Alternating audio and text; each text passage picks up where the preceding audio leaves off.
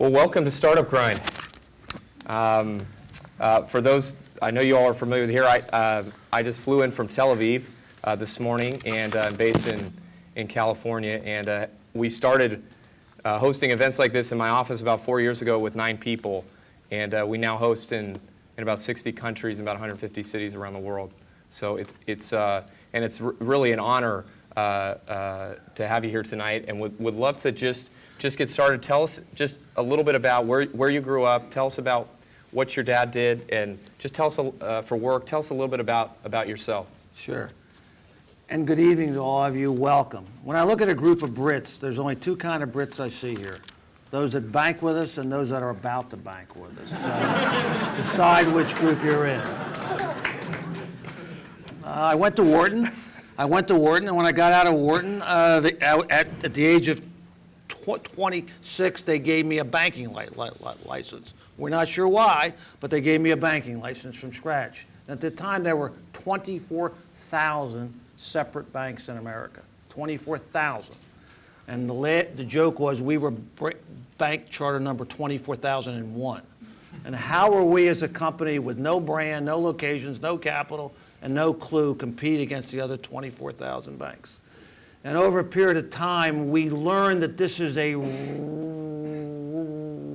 retailing business, not really a banking business. And over the time, we learned how to do it, and we changed the way we redefined how banking was delivered, and we grew to the 18th largest bank in America along the East Coast with 500 stores with a 23% 30-year compounded shareholder return. We sold out, thank you. A former shareholder there. Former shareholder, probably. And we sold out in October of 2007 for $8.5 billion. This was a company that grew 25% a year. Now, we learned to take the mundane, dull business of retail banking into a high-growth, exciting business with very high returns. And we did it by redefining, rebuilding how this service was delivered. We got rid of every stupid bankroll we can find. We made it much less a bank than we did a high-growth retailer. I sold some of you probably bank with us on the East Coast. I sold my bank in October of 2007. I had nothing to do for a week. I mean, literally, nothing to do for a week. And a friend of mine for years had been saying, you've got to bring this service and convenience model to Britain, where the banks are really old and really bad. And every Brit in this room knows that's true. I don't think old doesn't even begin to describe it, does it? I mean, when was the last major bank in They in claim Britain? we're the first new high street retail bank since 1840. 1840. Everybody got that message? And for you tech people here, most of you are techies, we describe the British banking IT system as one step above a quill. I mean, it's just indescribably bad. So anyway, let me finish my story. So I got on a plane. I'd been to London 2 or 3 times in my life to vacation. I shopped the major 5 banks. I went to the government. I said, I want to do a bank. I want to get a license. They said, what? They said, would you mind sending some American forms over so we knew what to do? It took us about 18 months to get a license. We raised roughly £100 million to fund the opening of the bank. We opened in the summer of 2010.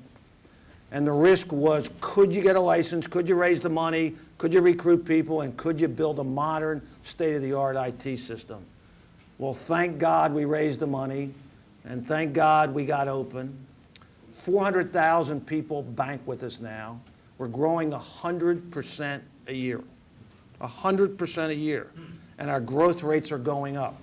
We've now raised a total of £640 million in capital, 99% American money.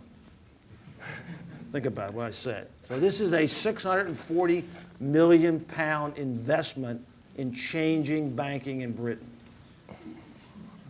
So as I said, this is the 5th new bank I've done from scratch. I'm in lots of other businesses too, One of my fun businesses, we'll go the other side, we'll go back across the Atlantic. Pet health insurance was invented in Britain. 1/3 of the British pets have health insurance. These two Brits were going to Wharton, had a sick cat, couldn't afford the health bill, needed to do a project in Wharton, and got the largest pet health insurer in the world, Pet Plan, to give them the American license. I might say for almost free. In America, pet health insurance covers 0.5% of the pets, 0.5. Wow. So these two started with no money, I mean no money, no calls and no clue, had to get licensed in every state, had never run a business, certainly weren't in the insurance business. They're now the second or third largest pet insurance company in America. There's 193 million dogs and cats to insure in America. And our goal is to insure every one of them. I mean, there's nothing in the Affordable Health Care Act on pets. Thank God. Thank God. Obama really blew it on that one. That's something he missed, right? Missed on that. Get the pets in there. I know in college you actually worked at a bank, and I wonder if you could just tell us about the experience. And the man that owned the bank or that ran it had a kind of an interesting background, and it sounds like You read my book. Well, So while I went to Wharton, I was a regular full-time student at Wharton, but I worked full-time. And I used to go to classes at 8, 9, 10 o'clock in the morning and then go to this small bank in the suburbs. And the joke was you couldn't get a loan in this bank till noon because I didn't come in from class.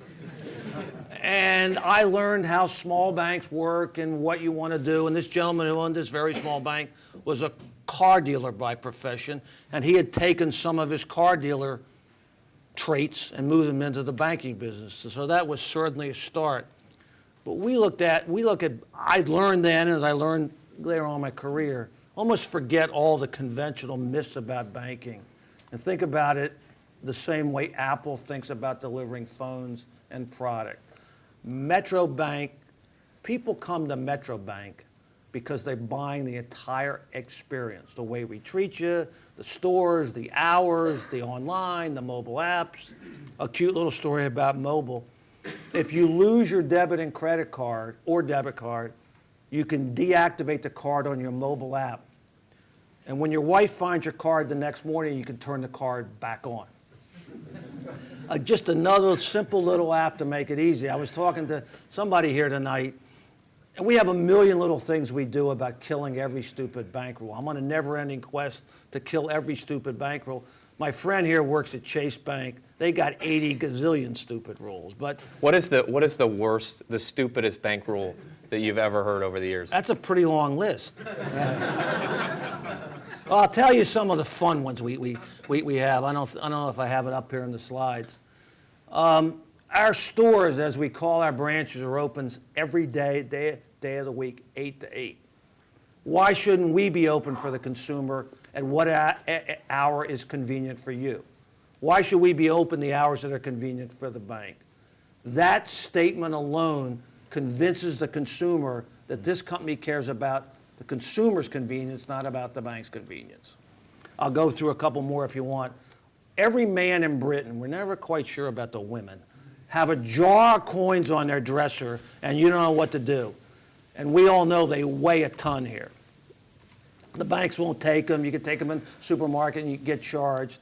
Our stores have free self-service coin counting machines. You dump your coins in, you get a receipt, you get money. It's 100% free and you don't have to bank with us to use it. In other words, another reason to come into our store. The British banks have decided that safe deposit boxes are too much trouble. And they've told everybody in London, we're shutting down our safe deposit boxes because it's too much trouble. In other words, even though the consumer wants it, it's too much trouble for us to deliver it. I can't build safe deposit boxes to keep up with the pace. So two more quick stories. If you go into a branch bank, you go over to the counter, and they got a pen anchored to the counter. Right, guys?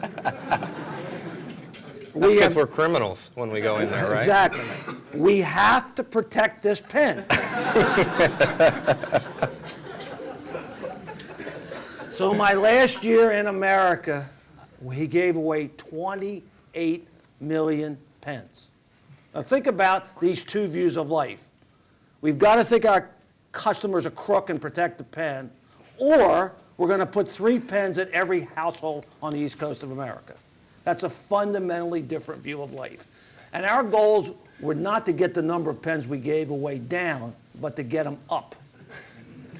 Now, the last one that we use when we talk about these stupid rules, the banks won't let you bring your dog into the branch, whether it's in London or America. Who's had this problem? Raise your hand. Yeah, God forbid you should bring your dog in. So this happened in Manhattan. My wife was shopping. She was shopping the banks. Actually, she was going to a Chase in Manhattan, and they wouldn't let her bring her dog. My dog's only about this big. And she called me on the phone. Is there some law about dogs in banks? I said, absolutely, there's no law about it. So we turned that in America now here, a policy called Dog's Rule.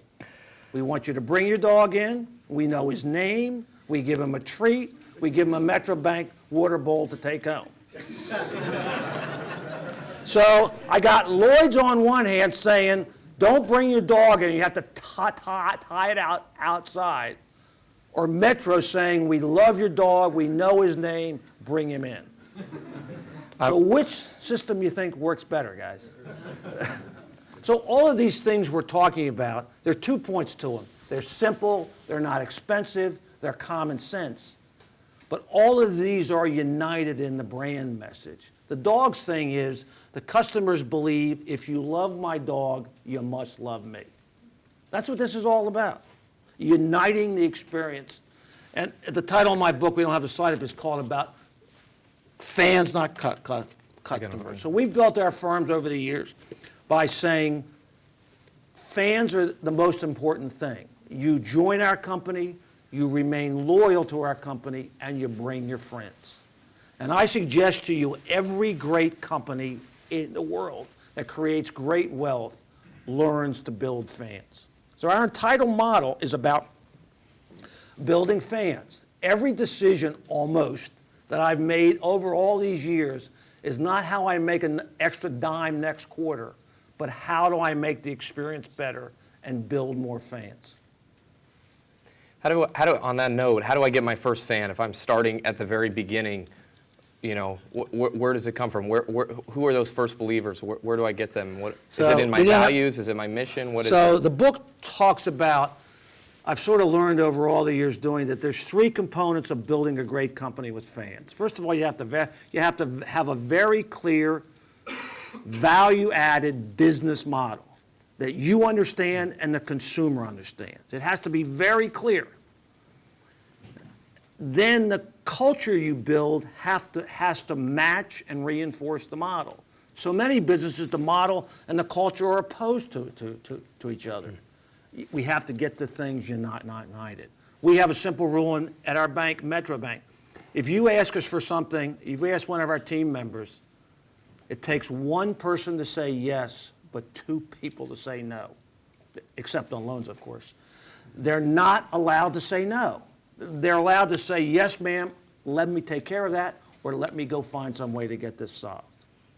Just that simple training technique changes the relationship. So if you have a differentiated model, and so many people I talk to starting business, I ask them, what's your differentiator? How is your business model? And they go, huh? If you can't answer that simple question in 1 sentence, then you're not at the right place. If you ask me why you should switch banks, my people are trained to give you a 1-sentence answer. But if you don't know yourself, and lots of you don't, you're on the wrong track. So we got model culture, and then fanatically execute the model. You can't be half-assed about it. You can't be halfway about it. You can't be underinvested in it. You have to be fanatic about your model. The number used to keep me awake in America is I was getting 21 million in-branch customers a month. 21 million. How do I make 21 million people happy every single month? And when we do something wrong, which obviously we do occasionally, How do we make that customer more of a fan? How do we respond? How do we make them more of a fan? And I tell this story in Britain all the time. As you know, you Brits fight with your banks around the clock. Every bank dispute is about 112 pounds. It's about an insignificant amount of money. So you're on the call center to RBS or Lloyd's and HSB, and you're arguing with them, and they're fighting with you, and send us the documentation. Here's my philosophy. I'm thrilled to give you the 112 pounds, and let's get on with life. Because we knew, flipping back to American dollars, we knew the customer was worth $3,000 to us in market cap. So anything I keep them happy, under 3,000 is a plus. Now, guys, this is a non-bank view of life. What are in terms of tracking whether or not you actually are developing fans or where those metrics are going, what are the metrics that you look at? How, what is the data, even for your own business, what are the unique metrics within the banks that you say? So we believe the value is in the core deposits. Obviously, we make loans every day, but core deposits, when you lend us your money in the form of deposits, that creates the core value. Warren Buffett would say the insurance premiums are what drives his business. So we measure growth in core deposits by store, by all kinds of things. And we also measure the number of new accounts we open. Again, how many people are switching to us. And 400,000 people in Britain have switched already. But when I distill it down to one number, we're the only bank in the world that reports comparable store deposit growth. Just like a retailer would report comparable store sales growth. If you tell me the comparable store deposit growth in total and by store, I'm going to tell you what's going on. I love that I can bring my pets into the store, but when can my dog have his own account? As long as your name is on it, he can have it right now. I can co-sign with him. Absolutely. Okay. The interesting thing about when you start a startup, you're under this constant pressure because no one cares what you're working on, right? Except for your mom and your sister or one of your brothers. No, they didn't care. They don't care either. They don't care either. And then everyone that you tell it to is, instead of telling you what to do, they tell you, oh yeah, Microsoft's going to end up doing that, or Google's going to end up doing that. And I wonder, with this, you have so many established players, and when you started your first bank in 1973, at the age of 26, and you had these innovations, you had these insights, you had these hypotheses of what would make a better banking experience, and then into today, why haven't these people just copied your great features and beat you guys to it? And how have you been able to just stay in front of it? And I know it's more than that, but how have you been able to stay in front of these guys? How did our host here, Microsoft, let Apple almost run them out of business? That's the question you should ask yourself. So change in any business comes from outside the business. Even though I've been a banker, I don't see myself as a banker. And I never thought I could convert normal banks to our model. And in fact, I never bought banks in America. This was a de novo build from scratch. And it requires a fundamentally different view of life. My view of life in banking is fundamentally different. This is about service and convenience. The major British banks are product sales channels, and they see every one of you as a target of opportunity to sell you next week's product. I see you a fan I can attract that'll help me build my business. That is a fundamentally different view of life. Our hashtag is Startup Grind, for those that are tweeting. You're not on Twitter, I don't think, are you? I looked for you. I'm trying to avoid it, but okay. I guess I should. Why is that? How much of this stuff can I read? I'm just kidding. One thing that I love about your philosophy as well is that, first of all, you're able to tell a great story of a great product, and then you can raise behind that and get people invested in you. You've raised $1 billion. But you don't spend the money on marketing. And so I wonder when This guy's read my book. When you It's pretty first obvious. when you first started Metrobank, how did you get people in the door? How did you just open the doors and everybody's like, yeah, I've been waiting to bring my dog into a bank, I'm coming, or what did you do if you didn't spend it on marketing? Well, I told you the risk was, could we raise the money, could we build the IT, and then the final risk, would the Brits accept it? Because the press has been very good to us and very They're supportive. not skeptical people at all. No. But there were a few skeptics in the press that said this was too brash, too American. Brash is a word they like to use when they're describing Americans. And we were mobbed from the first day. The customers said to us, thank God we have a choice. So I was telling somebody here earlier, our brand recognition in London is 72%. That is a monumentally high number after 4 years. Yet our media spend last year was only £100,000. Now this shouldn't happen, right guys? We all agree this shouldn't happen. It's all the parts together. It's our buildings, it's our press, it's our philosophy, it's me coming here tonight. It's everything. Of course, in Britain, this is so different and so fresh. This was not like shooting ducks in a pond. It's more like shooting dead ducks in a pond.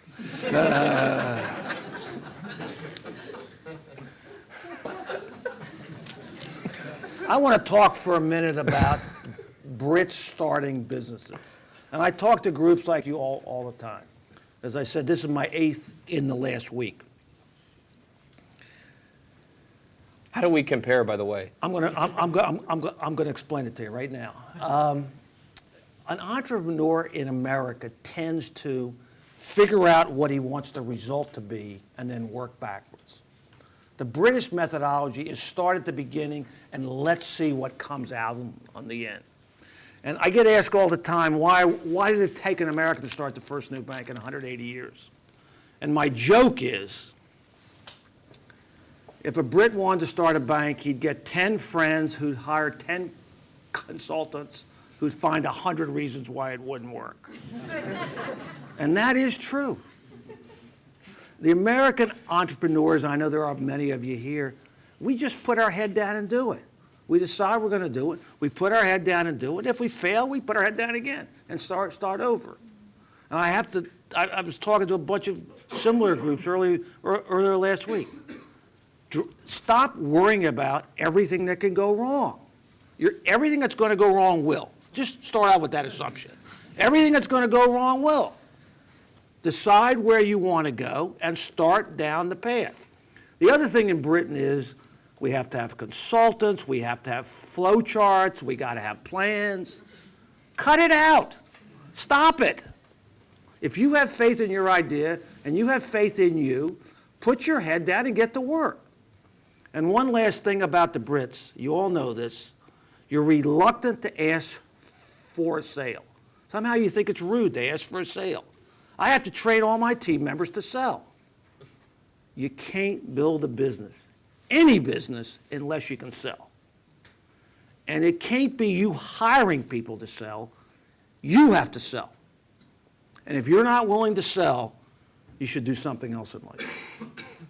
How do you get over that fear of being afraid to charge for something or feeling like you're taking advantage of somebody by charging for your product? How do you, if you're in that position today, how do you overcome that? It is amazing on the West Coast of America. Whoever thought we'd have all the information in the world on Google for free? Who thought we would have an aerial photograph of every place in the world for free? They rethought it all. They rethought the delivery. They rethought the payment method. And this is another American-British difference. Americans think about how we create something new, how we can create wealth through growth. That is a difficult British concept to get. British stock buyers, in my opinion, are really bond buyers in disguise. And they don't have this vision of let's go gamble and we can create growth. And I encourage all my British friends, and remember, you either bank with us now or you're about to, you've got to learn to think about it in a different way. Stop worrying about every problem that could go wrong. We had people that worked for us from Metrobank before we launched. If I listened to them, we would have never got the bank open, because they tell me 25 things that are going wrong. And we had a little burn the boats meeting. So we had 10 Brits, and we had me. And we said, we're burning the boats, and we're opening next week. Now, that's a very non-UK way of doing business. But that is entrepreneurs, what you have to all do. Vinod Khosla, who's a very famous venture capitalist in Silicon Valley, I interviewed him at Google last year, and he said, the risk or the downside that you experience from starting a company, actually the real risk and the real failure is if you don't try. Because if you go out and try, if you just go take a job at Google or Microsoft or somewhere else, thank you, Microsoft, for providing this beautiful venue tonight and the participation and everything. But if you just if you do that, it's so safe and it's so easy. If you go out and stretch yourself and try to make it happen, and as you said, put your head down and crank and don't give up, that good things will come of that. Opportunities will come, and it might not be exactly the path that you think it is, but and it never is exactly the path. But I agree with all that. But I put it a different way. If your business idea, if your business model, you have to have a model that works. I've learned over the years that the most important thing of success is a business model that adds value for the user. If you don't have a very clear business model, if you can't describe the business model in one sentence or less, you're not on the right path. It's that simple. No one needs a Me Too bank, lawyer, IT company, search company. If you're no better than everybody else, nobody needs us. It's great advice. Well, so what is your, give me the Metrobank one sentence or less. What is Convenience and service. Now, our marketing slogan right now, we started out with love your bank at last.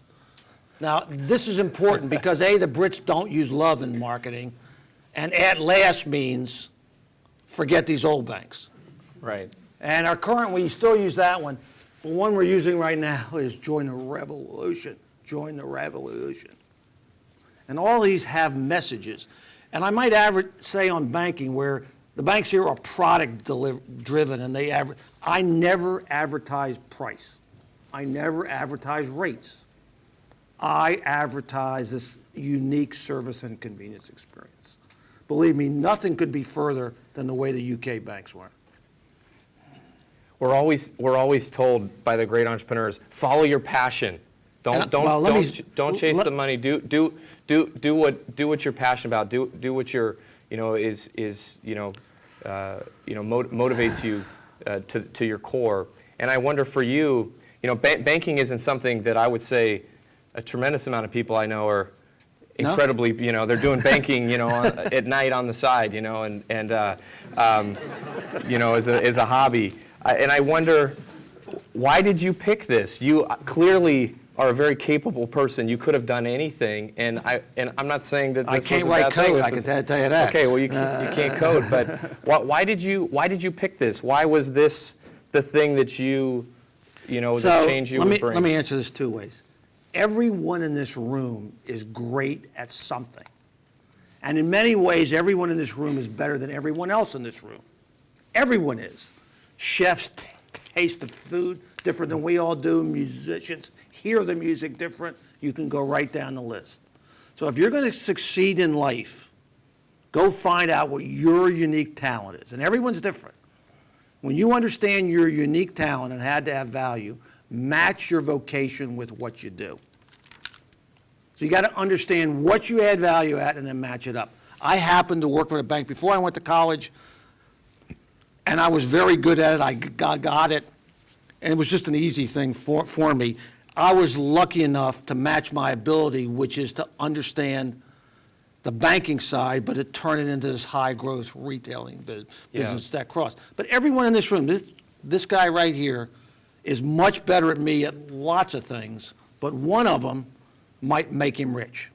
You guys all want to get rich here, right? Do I have that all right? Yes. Okay, well, you know, some of you Brits don't. So, I mean, I talk to students all the time. I go to college campuses, and I give them the same message. What are you great at? Where can you add value? And then go do whatever it is that matches your talent. But I'm supposed to change the world, right? I'm supposed to Elon Musk it and you know, send rockets into space. How does the financial piece mesh with that? Yes, I'm an entrepreneur. Of course, I do want to be rich, but how do I balance that with? Well, you know, let's separate the world on the West Coast and Silicon Valley and the real world.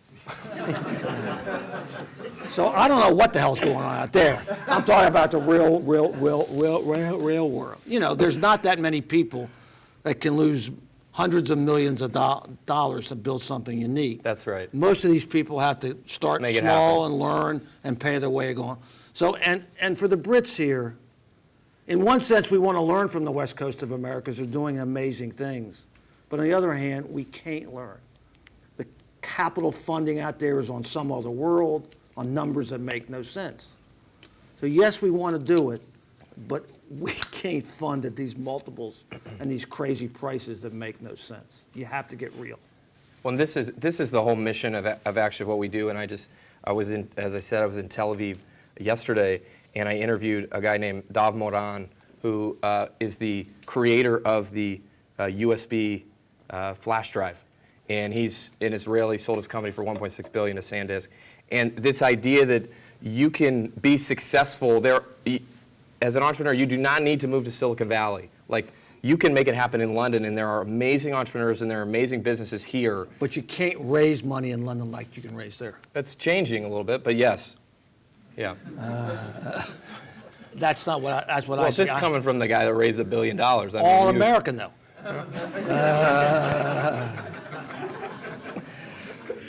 Dollar bills. Dollar bills, right. I just want to say one on this subject.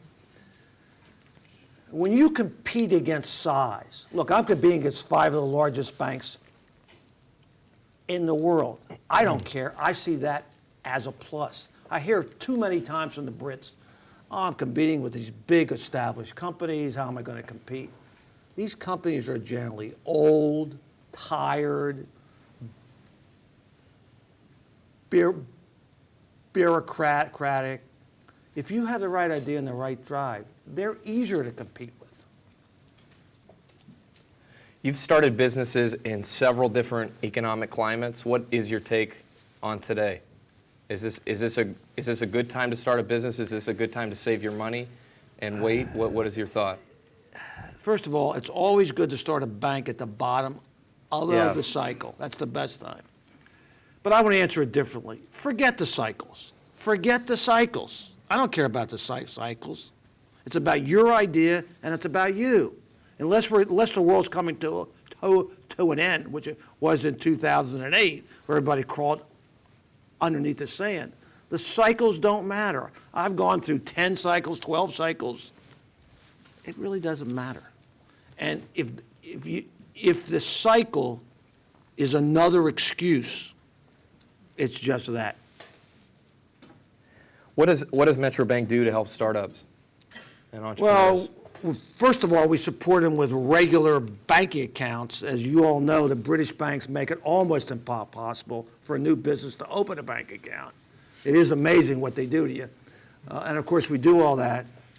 And of course, we lend money. But there is a misperception in Britain. The line between investing and lending has broken down. And it goes back to before 2008 when the banks were giving away money. They were shoveling out. Banks are in the business to lend money, get an interest rate, and get a return back. We have no upside in your business other than our interest. And I hear so many times as I travel around London, oh, the banks won't invest in my business. That's not our job. Our job is for you to get your business, however you raise money, to the point where we can produce a viable bank loan with a repayment source. Conventional banks are not here to invest. Everybody got that one? This is a great question from the audience, from Lyndon. Raise your hand. Lyndon, where are you? Why don't you read that for us? How will you adapt to the emergence of cryptocurrencies such as Bitcoin? Will they collapse banking as we know it? No, Bitcoin, who knows whether Bitcoin will survive or not. To believe Bitcoin's going to survive, you have to believe that the United States government is going to give up the sole authority to print money. That ain't going to happen, team. But whether you pay by Visa card or Bitcoin, it doesn't matter. All the money ends up in the banks. That's where it all ends. No matter whether it's PayPal or any of these payment devices, in the end, they all end up in the bank account. The payment system works through the banking system, and I would be shocked if we see a change there. Let me ask you this. What role do you have mentors? Most of them died. It's not good. My mentors are people that have reinvented their industry. The Home Depot guys, they created from one store. Atlanta, Ray Kroc, I actually knew Ray Kroc at McDonald's. These people are all too young to remember what the food business was before McDonald's came along. So there's a guy that completely redefined the business. I mean, whatever you think of Steve Jobs, look what this guy did. I mean, it is amazing. The established computer companies sat there and let him invent them out of business, taking off-the-shelf components in a pretty box with an easy software to use. But he was successful because he was driven to change the way this was delivered. And while they all talk in the books about Jobs was nuts, it all happened because of him. They called him nuts his entire life. Apple's share of the computer market around 2000 was 5%. And you can go back and read stories and books about Apple's not going to make it. Apple can't survive. So Jobs put his head down and reinvented what they were doing. Microsoft watched them do it. HP watched them happen. Dell watched them happen. But they couldn't change. We've talked a lot about some of the advantages of, you've advised the entrepreneurs here of, things that they should develop, skills they should gain. What are the advantages of starting a business in the UK? What strategic advantages do these entrepreneurs have that maybe they don't realize that other people don't have? Right. The business environment is more business friendly here in Britain than it is in America, except on the West Coast, which is on a different planet. Put it a different way. The burden of the United States government on businesses of all sizes, particularly in the financial areas, is way worse than the burden is in Britain. You all complain, you all whine. That's what our job in life is, to whine about government.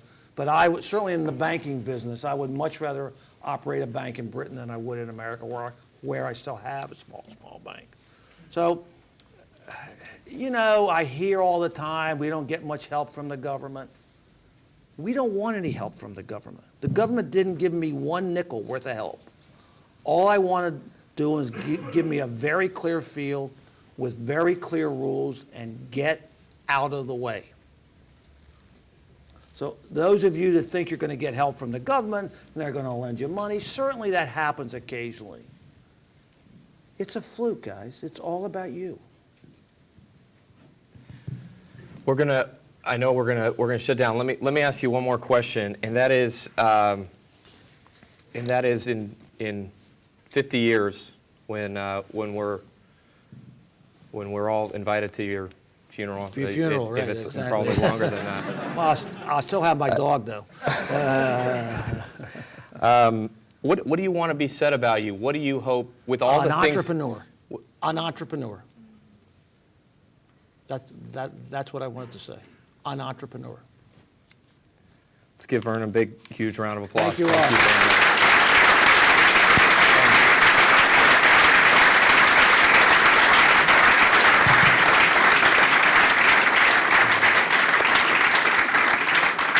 I want to say just two more quick things, and then Marion, I'm going to give back to you. There's my declaration. Stopped at the border for quite a few minutes today. Fans Not Customers, incredible book. Thank you. And we have a lot of them here tonight, and I hope everyone's If going to someone get a would like copy. me to sign them, I'll be happy to sign It's them. an- Why, I'm not sure, but It's I'll an be happy incredible to book. sign 'em. And I was actually at an event at Stanford 2 weeks ago, and the CEO of Microsoft was there. And when he talked about products and how they decide what products to go forward with or not, I have never heard anyone other than Vernon talk about this phrase, fans, not customers. And he used that exact phrase in talking about what products they kill. If a product at Microsoft has fans, they move forward with it. If it doesn't, they That's don't. new. And- That's something new out there, isn't it? well, and then the other thing is, I hope at some point, whether it's in Philadelphia or in the Valley, that we do this again. And when we do, I'm going to wear the double-breasted suit, and hopefully you'll wear the Metro No, I'm Bank not. T-shirt. No, I'm not going Not to. going to happen. No. Maybe a hat. Maybe a Let's hat. give Vernon another big round of applause. Thank you.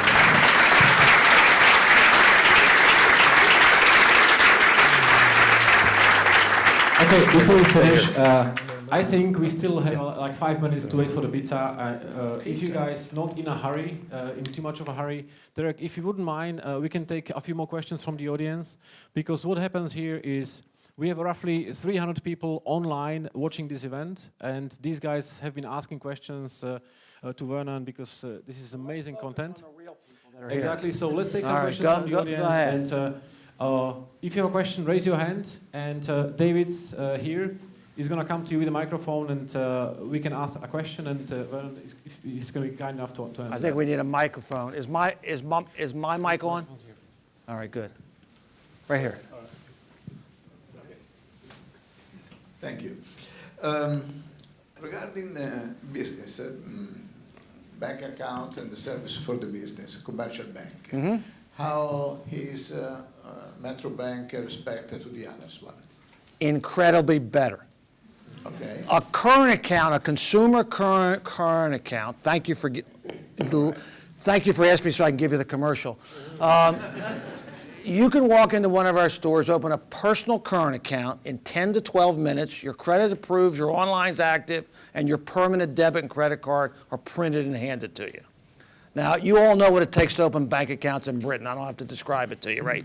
Now, for a Commercial? even better. The British banks, when you open a commercial account, they put you through a credit approval process. You have to make an appointment. You have to give them all kind of forms. It takes weeks and sometimes months to open an account. Exactly. One I day. have a big problem with one of my companies, Come into our stores and try which it. is an American company listed at the stock market. In HSBC, they asked us, You have to file have documents like this. you have to have an address here. Do you have an address here? yeah, of course. Stop in one of my stores. Tell them you saw me. And we should get it done. Let's see what happens. All right, thank you. And more importantly, show them my card and call me if it doesn't work.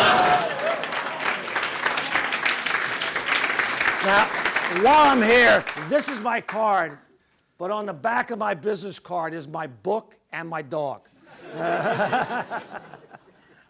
Who else? This gentleman over here? Yes, right here. Hi.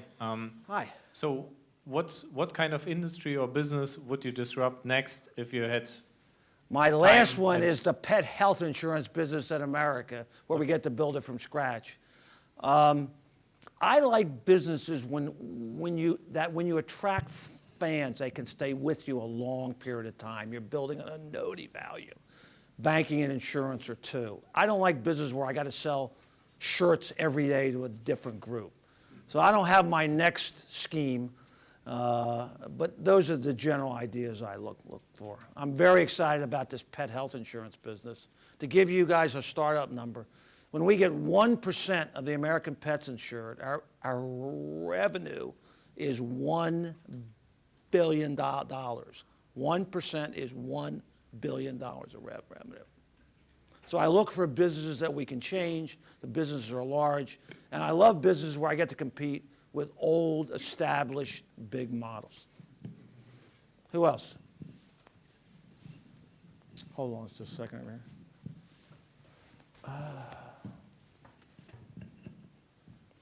Hi, Vernon. If I'm Heikki from Putsme.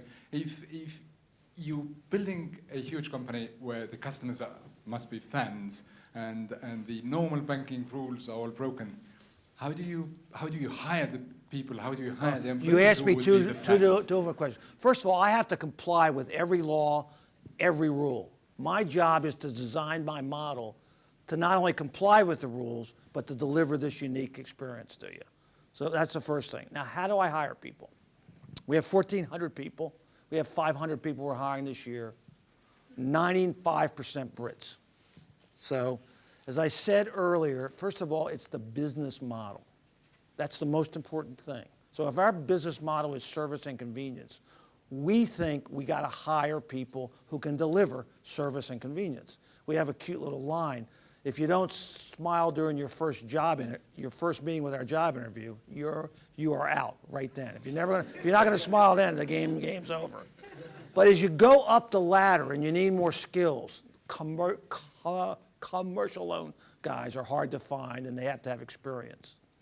My role has always been in life, in America, Britain, to find good bankers trapped in broken bank models. And believe me, there's lots of them around. It's the model. It's the model. And these unique models, whether it's Steve Jobs or us at a very small scale, it has to come from the top. You can't have a committee. You can't hire consultants. It has to come from the top. And if you haven't read the Jobs book, you have to go read this book. I mean, this guy, you understand what this guy did?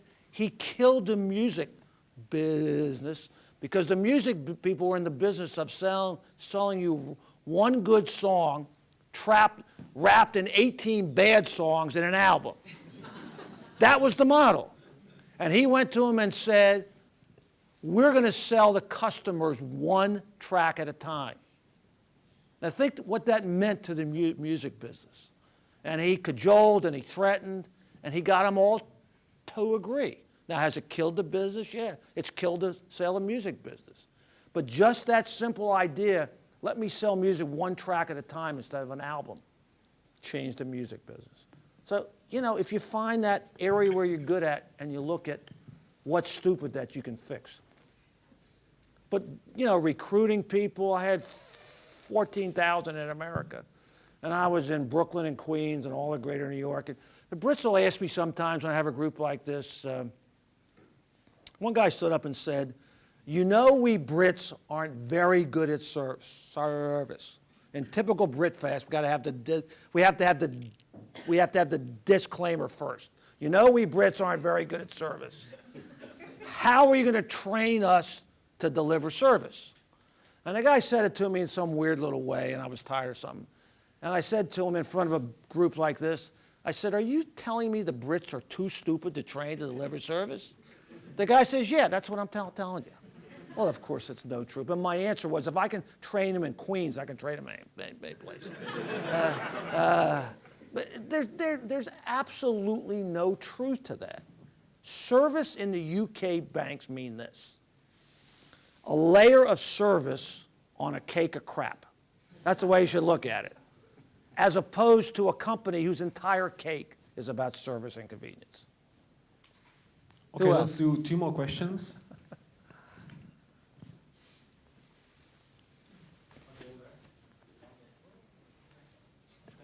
Let's get some girls here. All right, here we go. Hi, Vernon. You've obviously been very, very successful. If you had like one of your children or a grandson who wanted to become wealthy and decided to follow into your footsteps, would you advise them to do so? Or if not, what would you advise them to do if they wanted to become wealthy off their own back? Well, we don't define it only by wealthy. We want them to be great at what they do. It can be a nonprofit, it can be wealthy, whatever. It's what I said earlier. They need to find out what they have a unique talent for and follow that path. What are you great at? What are you better than everybody else in this room's about? When you know that, then you know what to do. Thank you.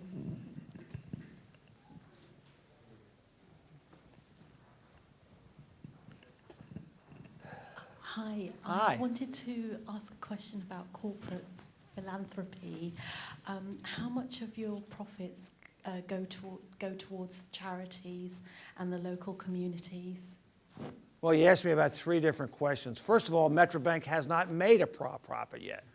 But despite that, our motto is we're the local bank in every community we serve. We want to be the local bank in an American sense. So we're involved in all kinds of nonprofits and all kinds of things to support the town, the charities, the churches. That's what a local bank in America is. And that has been long lost from here, long lost from here. I get this question in Britain a lot. The Americans give way more than the British to charities. I mean, way more. And we look at it differently. Once we create wealth and value, we like to give it back. But that's not the object. The object is to create value for our consumer, which creates wealth, which allows us to give back. That's not the path we follow here. That's not the path that's followed here. Who else? Okay, this is the last question, okay? Wait a minute, how about over here? This one and the last one over there, and then... This is on the left side of the room. I'm on the right side of the equation. I'll be really quick. I just wanted to ask you, hi, Catherine Iguasu. As you were scaling up to start with in the early days, were there any general principles you followed for avoiding getting too bureaucratic? It's a never, and of course we're talking about a bank, so then nothing could be more bureaucratic. Our model says we have to deliver the customer the best experience while we're in full compliance with the endless amount of laws we have to deal with. And that means the people at the top have to make that one of the most important things. So I can't let the bureaucracy overwhelm it. My bank in America was the 18th largest bank in America, and I swear I spent half my time fighting audit, compliance, legal, and regulatory, because they will overrun us if we would let them. But you have to say, you just can't let that happen. If you recruit people that don't get it, they have to leave. And we have to look at all the ways we deliver these things. I'll give you the most simple example. If I ask every Brit in this room if they were going to open a new bank account, you would think you have to go into the bank with one photo ID, your electric bill, and your gas bill. You all think that, right? There's no truth to that whatsoever. It's a myth. It's a myth because the British banks' IT is so bad, they ask you to do their job for them. You walk into Metrobank, here's what I need. One form of photo ID. We put your name in, and the computers check your ID.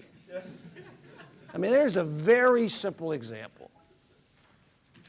Okay, last question, and it's going to be... Wait, come on this side.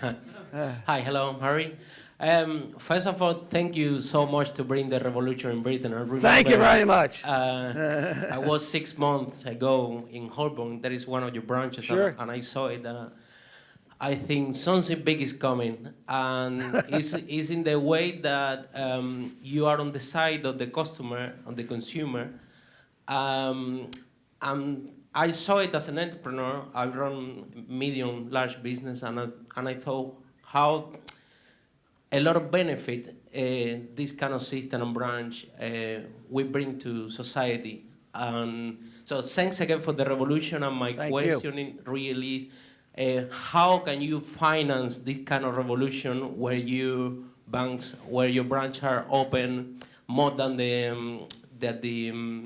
How can we deliver this model of service? Exactly. How can you fund this kind of revolution? Because it's more expensive, obviously, than traditional way. Even though you're not a Brit, I can tell that's what the Brits would all say. So my bank in America, which is a New York Stock Exchange company for a long time, had an 18 or 20% return on capital for 25 years and had a 23% 30-year compounded shareholder return. What that means, if you invest with me when I started and stayed till 2007, your investment went up 470 times. not percent, guys, times. We engineer it a different way. The way we fund it is a different way. And we use our growth to reinforce it. We're investing back in the business. And I will say it is easier to build a growth business than a business that shrinks. The major banks in Britain are all being shrunk. They have to deal with shrink problems. I get to deal with growth problems. But if you read my book, it'll tell you how it all works. Okay, perfect. We're So done? please, Thank you all. The last round of applause to Vernon.